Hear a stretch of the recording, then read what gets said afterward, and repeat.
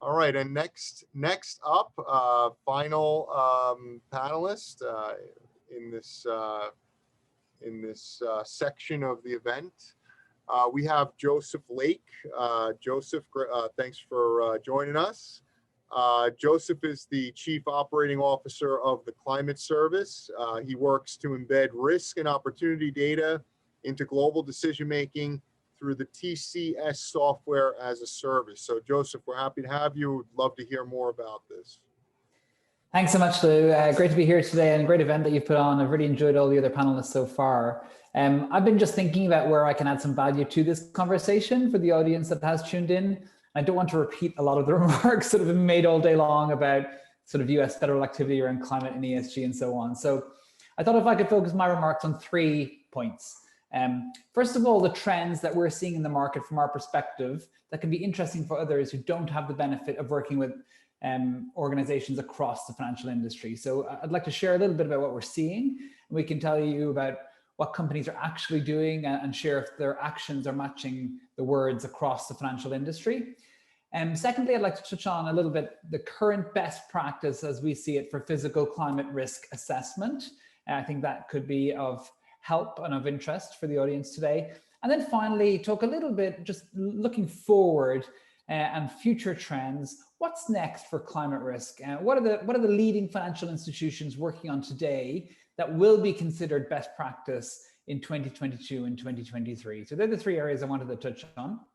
So the first area, the trends that we're seeing in the marketplace, physical climate risk assessment has gone through a huge transformation in the last 12 to 24 months.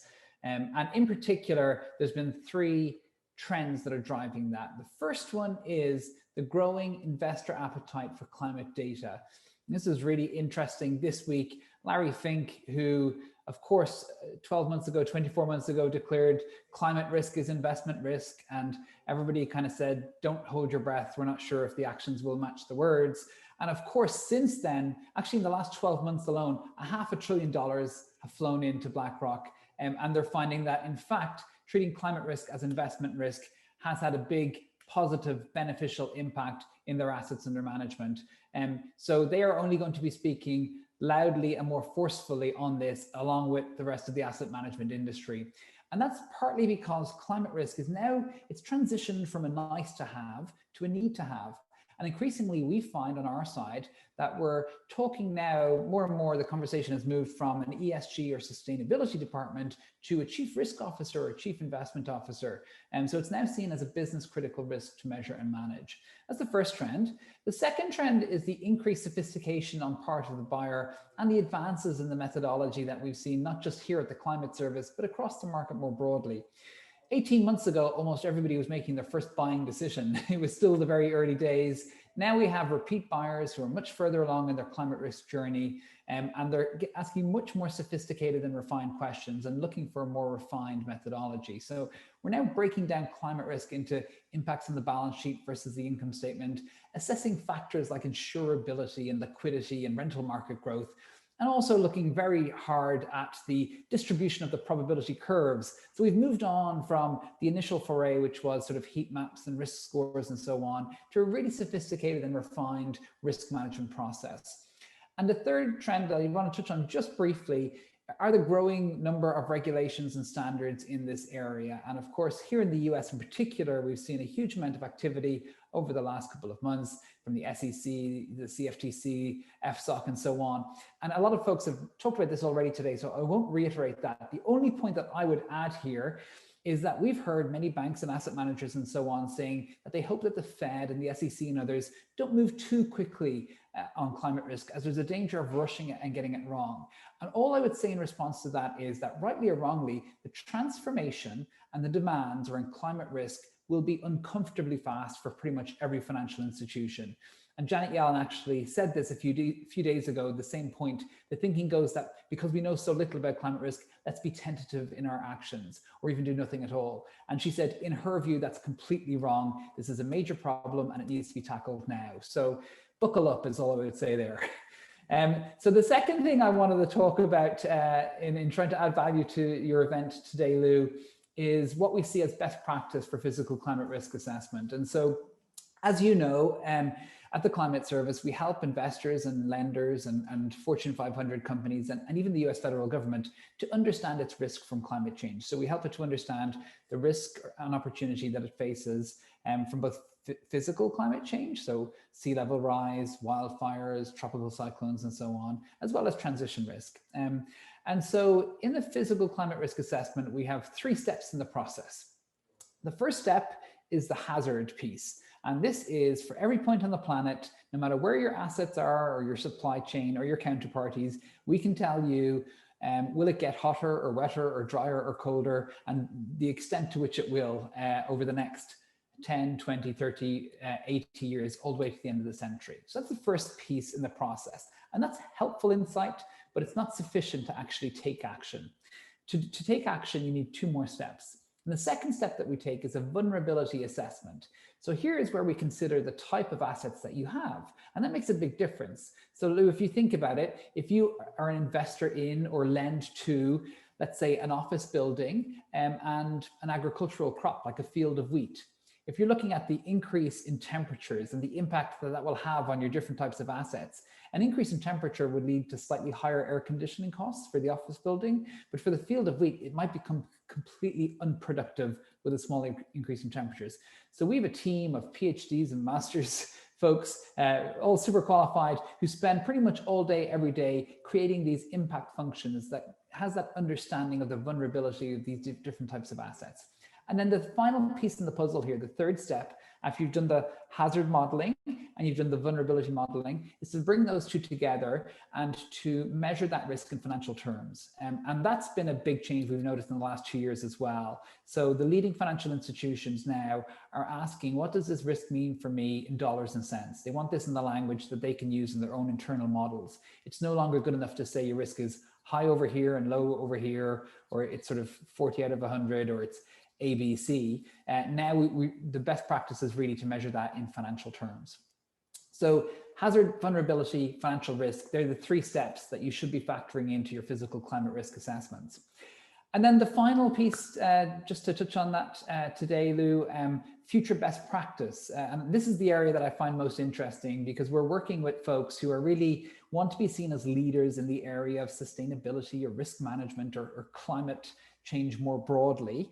And so they're constantly pushing us to push the boundary forward and really be on the cutting edge of things. And so we're doing some really wonderful work here in a few different areas. And I'll share this today because I think that what we've seen is when the leading institutions in the space are doing something that's sort of pushing the envelope, in 18 months' time, everybody in the space is doing that same thing. So I would just say, first of all, when you're looking at climate risk assessments, you should be asking for transparency in any methodology you're looking at. You should be looking for scientific integrity and also for ease of use. And that's the sort of the entry point.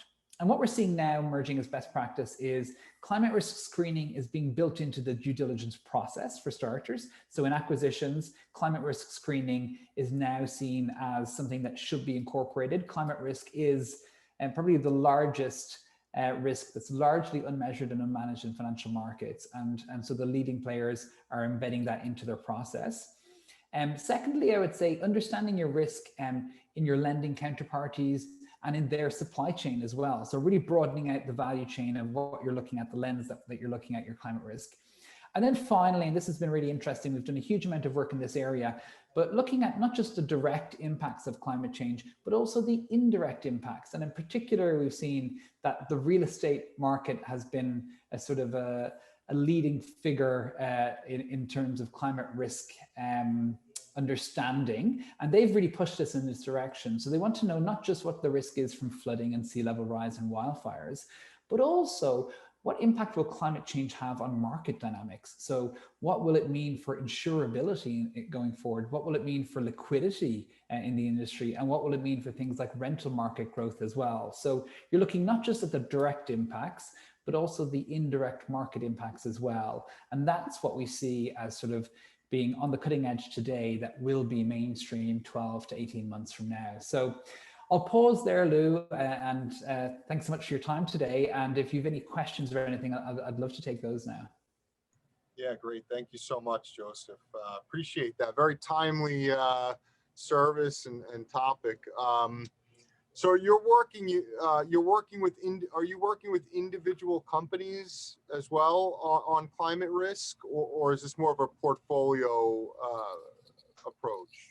We do both, and so we do work with several of the largest companies in the world. So we work with category leaders across different industries: food and beverage, technology, mining, oil and gas, you name it. We have customers in those different sectors. And then where we've seen the big increase in demand over the last 18 months is on the investment side. And so we have started off there in real estate, broadened out to other real assets, including agricultural crops. And then over the last 12 months, we've moved into building products for listed equities, so public and actually private equities as well. And then looking to also create products for municipal bonds, sovereign bonds, corporate bonds, and so on. So really, we want to be the one place that you go to understand what your climate risk is, no matter who you are. Right. Very cool. Very cool. So how about supply chains? Are you helping at all to look at supply chains using this kind of tool? I would imagine there would be a big need, there with the gap in information sometimes that companies have on their suppliers and climate risk. Yes, absolutely. That's been fascinating, I have to say. So we've worked with some of the world's largest food and beverage companies who initially wanted to look at their operations, so manufacturing facilities and offices and so on that they have, and then subsequently wanted to move into their supply chain, which is actually even more material to their risk and opportunity. So looking at different agricultural crops that they source from dozens of countries around the world, and how climate change will have an impact both on the crop yields in the future, but also on the transportation network to transport them from the country of origin to the eventual market. So I think it's fair to say that all of the world's sort of category leaders in their industry are thinking through the impacts of climate change very carefully in this context, not just on their own operations, but also in their supply chain and the transportation network required to get it to market. Fascinating. I'm going to follow up myself with you, Joseph.